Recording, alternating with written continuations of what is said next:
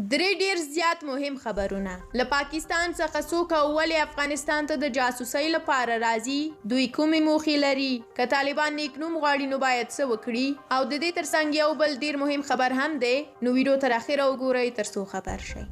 لومړی به درته دا ووایم چې د افغانستان د اسلامي جمهوریت لومړي مرستیال امرالله صالح ویلي دي چې که چیرې د طالبانو ډله غواړي نیک نوم پیدا کړي باید ټول ټاکنې ترسره کړي. د ښاغلي صالح په اند د طالبانو ډله له ټول ټاکنو ډاریږي ځکه په هیڅ ځای کې د خلکو په زړونو کې ځای نه لري.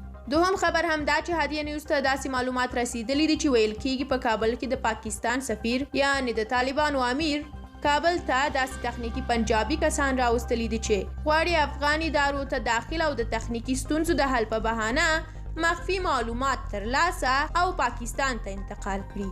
دغه کسان اوس کابل ته رسیدلی او غواړي چې د ستونزو د حل لپاره لومړی د روغتیا وزارت ته داخل شي. د یادونې وړ ده چې د افغانستان په اکثریت ادارو او په ځانګړې توګه امنیتي څانګو کې 80% د پاکستان د ISI خلک کار کوي. دریم هم دا چې د طالبانو ښځې او کورونه په پاکستان کې دي.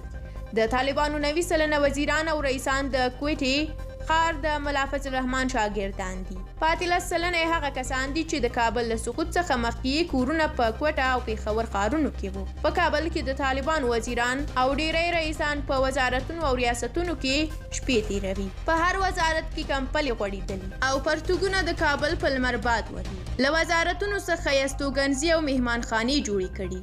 یوازې د پنجشنبې په ورځ په دولتي موټر کې سپاره کیږي او د تورخم او سپین بولدک له لارې کویټې او پېښور خپلو کورونو ته ځي او له خپلو ښځو سره شپې تېروي. داسې یوازې هم دي چې پاکستان دغه طالبانو ته اجازه نه ورکوي ترڅو خپلې کورنۍ او ښځې له پاکستان څخه افغانستان ته انتقال کړي.